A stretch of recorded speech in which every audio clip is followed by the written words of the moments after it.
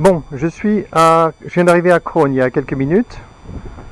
J'ai plein de trucs à tester. J'ai perdu la vidéo que je viens de faire parce que j'étais en mode ralenti.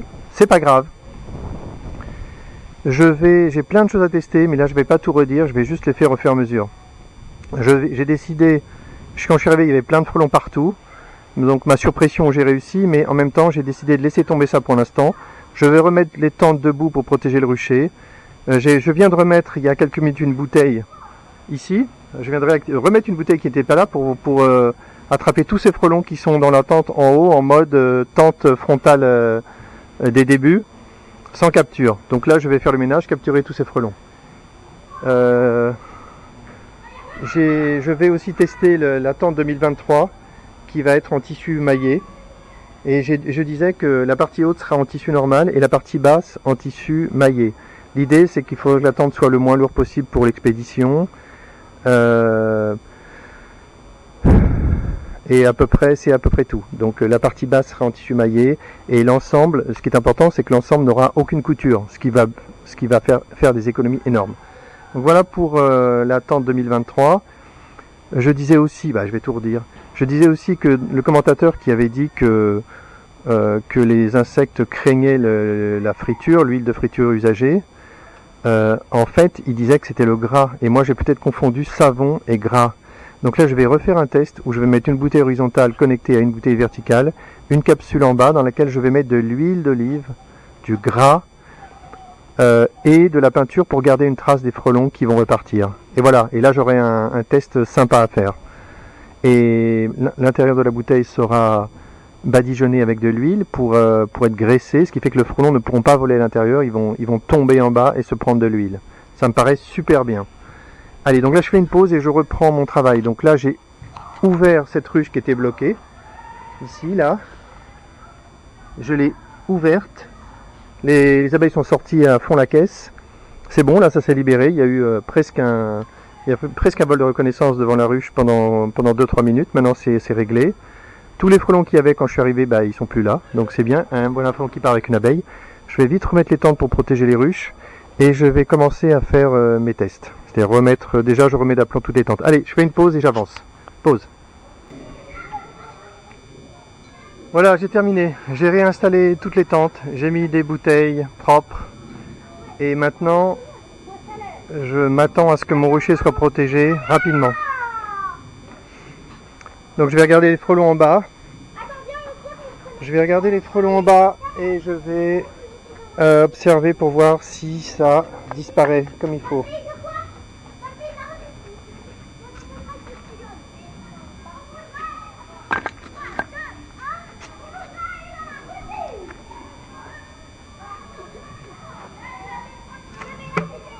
Voilà, c'est bien d'avoir fait ça.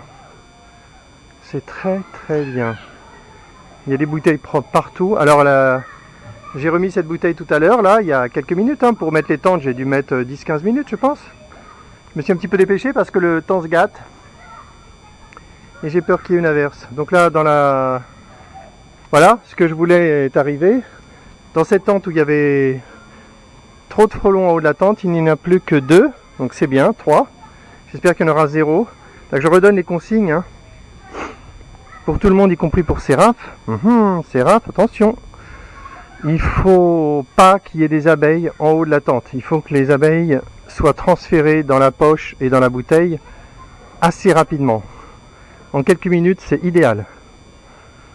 Et pour la raison, c'est que s'ils y restent quelques heures le matin, l'après-midi, ils risquent de repartir. Et s'ils y sont le soir à la tombée de la nuit, ils risquent de tous repartir. Et des frelons qui ont passé toute une journée, toute une nuit, ou un des deux, en haut d'une tente, ils risquent d'apprendre à en descendre. Donc, et devenir des habitués encore plus facilement. Donc c'est très grave pour nous. Donc la règle maintenant, c'est de ne plus tolérer des frelons comme il y a ici. Là, tous ces frelons doivent disparaître de cet endroit. Pareil ici, ils doivent disparaître et aller se faire capturer dans la bouteille. Maintenant, j'ai généralisé le trou au-dessus de la bouteille pour laisser partir les quelques abeilles qui seraient capturées. J'ai fait des petites entailles en dessous de la bouteille pour laisser passer l'eau. Et c'est bon. C'est nickel. Hop. Là, je viens de taper un frelon qui s'échappait avec une abeille. Une autre règle vraiment importante, on peut mettre les bandeaux, c'est pas mal de mettre des bandeaux devant les portes. Et la limite absolue, c'est que si jamais, comme je l'ai vu à Vaujours une seule fois, des frelons commencent à chasser devant la tente, c'est terminé, il faut tout de suite arrêter, parce que c'est la fin de la tente. Donc à ce moment-là, il faut relever le bandeau pour inciter les frelons à rentrer dans la tente, c'est super important. Les frelons qui chassent devant une muselière, la muselière elle sert à rien, en tout cas pour la prédation. Des frelons qui chassent devant une tente, la tente ne sert à rien non plus. Voilà des frelons là, 1, 2, 3, 4, 5 frelons en haut. Je ne veux pas les voir en haut très longtemps, hein. Là il faut qu'ils rentrent dans la... Je vais surveiller, ils doivent rentrer dans la bouteille. Donc je redonne une autre consigne. Hop, hop, hop, frelons. Une autre consigne, c'est... Si jamais on a l'impression que les frelons ne rentrent pas dans les bouteilles du tout, et qu'on ne comprend pas pourquoi, ça vaut le coup de prendre la bouteille et de la mettre de l'autre côté. Et là, on a une bonne surprise à Vaujours, donc à tester. Pour ceux qui sont courageux et qui veulent mettre 2 bouteilles, une de chaque côté, oui, pourquoi pas. Pourquoi pas, s'ils ont le courage de faire le boulot. Voilà, ça commence à se remplir. On va attendre, je vais attendre un peu, je pense. Là, mon objectif, c'est que dans une demi-heure, il faut qu'il n'y ait plus de frelons en bas des tentes. Là, j'arrive, je regarde, je dis, c'est trop de pression. Il y a trop de frelons devant les ruches, là. C'est pas un rucher protégé, ça. Donc, je mets les tentes, j'attends, et il faut que tout ça se résorbe. Bonjour. Donc là, je vais arrêter de filmer. J'arrête de filmer et je vais travailler sur ma bouteille avec bouteille horizontale plus bouteille verticale et de l'huile dans la bouteille verticale et de la peinture. Allez, j'arrête et je fais le test. Je pense que j'ai bien avancé là. Là, c'est génial. C'est vraiment très bien. Il y a un autre test que je voulais faire que je ne vais pas faire mais qui est super. Il faut la bobine de fil. Là, c'est une idée un peu sophistiquée qui plaira à YZ. L'idée, c'est d'attraper les frelons, de leur attacher un fil de 10 cm et de les laisser partir. Ensuite, ou tout de suite, on peut tremper le fil dans de l'huile pour voir ce qui se passe. Première chose, on laisse partir le frelon avec l'huile, avec le fil sans huile, on regarde s'il revient. S'il revient, ça veut dire qu'il a été toléré dans son nid, le fil ne lui a pas trop nui et qu'il continue de revenir sur le rucher. Ensuite, on peut mettre de l'huile sur le fil et essayer de perturber le nid. C'est un truc à tester, c'est dur de tester les résultats, il faudrait trouver un nid, mais l'idée devrait plaire à... Oh là là, il y a plein de frelons là.